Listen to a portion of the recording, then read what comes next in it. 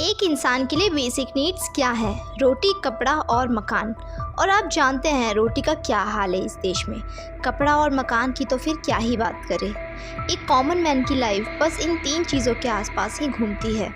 उसे अपने basic needs पूरे करने के लिए जॉब करना होता है और आजकल की महंगाई इतनी है कि एक आम आदमी को अपना घर चलाने के लिए मल्टीपल जॉब्स करना पड़ता है। इसकी वजह से अक्सर लोगों को अपना टाइम घर से बाहर ही गुजारना पड़ता है। अब बाहर सब अपना गैस चूल्हा तो कैरी कर नहीं सकते हैं, तो पेट भरने के लिए लोग बाहर से ही खाना लेकर खाते हैं। दुख की बात तो यह है कि एक आम इंसान की मजबूरी का फ़ायदा खुद एक आम इंसान ही उठा रहा है, गंदा खाना बेचकर। आजकल लोग कम समय में ज़्यादा से ज़्यादा पैसे कमाने के लिए हेल्थ के साथ खेल रहे हैं। किसी को फूड साइंस नहीं पता है, लेकिन फूड स्टॉल सब खोलकर बैठ गए हैं। क्या ऑयल यूज़ करना चाहिए, मसाले कैसे यूज़ करने चाहिए, किसी को कोई मतलब नहीं। ग्राहक खाना खा के मर भी जाए तो भी कोई डर नहीं। अब आप ही सोचिए, बाहर फूड स्टॉल पर समोसे बेचने वाले को palm oil, saturated fat, heart disease ये सब कितना पता होगा। मैं ये सबके लिए नहीं कह रही हूँ, हो सकता है कुछ को पता भी हो, लेकिन इस बात को आप जान लो कि सबको फूड साइंस नहीं पता है।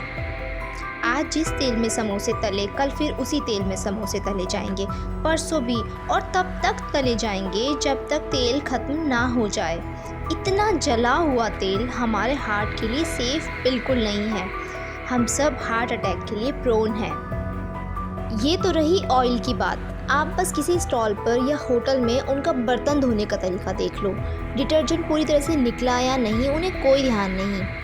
और यही डिटर्जेंट हमारे पेट में जाकर हमें बीमार कर सकता है। यहाँ तक कि कई सारे दुकान वाले तो डिटर्जेंट भी नहीं यूज़ करते हैं, बस पानी में एक बार बर्तन को डुबाकर निकाल लेते हैं। आपको क्या लगता है, सब्जियों को जैसे आप वॉश करते हैं घर में, बाहर भी उसी तरह से वॉश करके बेचा जाता होगा?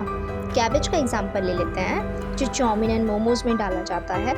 घर में पत्ता गोभी जब भी बनाया जाता है उसे अच्छे से वॉश किया जाता है। कई बार सॉल्ट वाटर में भी उसे हम वॉश करते हैं, क्योंकि उसमें एक ऐसा वार्म मिलता है जो ब्रेन में जाकर हमारे ब्रेन को खाने लगता है। अब आप देख लीजिए, बाहर सब्जियों को वॉश करने में लोग कितना टाइम देते हैं। आज तक अगर आपको बाहर के खाने से कुछ नहीं हुआ है तो आप लकी हैं, बट इट डजंट मीन कि आगे भी कुछ नहीं होगा। बॉडी की भी लिमिट है, वो एक एज तक ही टॉक्सिन्स को न्यूट्रलाइज कर सकती है। आपको ये जानकर शॉक लगेगा कि खराब और सड़े हुए खाने में कुछ ऐसा केमिकल मिलाया जाता है जिससे उस खाने की बदबू खत्म हो जाती है और उस खाने को आप बड़े मज़े से खाते हैं। इनफैक्ट वो खाना और भी टेस्टी लगने लगता है। सोचिए, इस तरह का खाना खाकर आप कब तक बचे रहेंगे? अगर हम पैसा दे रहे हैं खाने की चीज़ों के लिए तो हम सेफ फूड डिज़र्व करते हैं। आए दिन कितने न्यूज़ आ चुके हैं फूड पॉइजनिंग पर।